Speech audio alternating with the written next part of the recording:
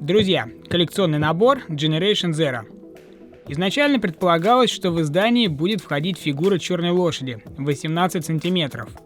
Но по непонятным причинам издатель решил изменить содержимое комплекта. Наполнение скромное, да и стоимость тоже небольшая, всего 4000 рублей. Как по мне, сама игра на любителя. Не стоит от нее ждать чего-то сверхъестественного. Состав издания небольшой, поэтому перечислять комплект я не вижу смысла.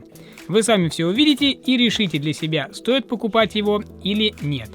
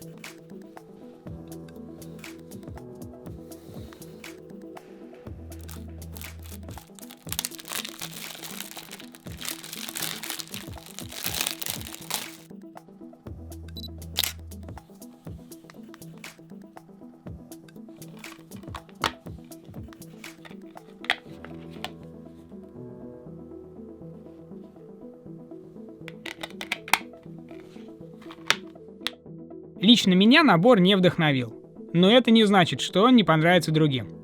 Удачных вам покупок, до новых встреч, пока!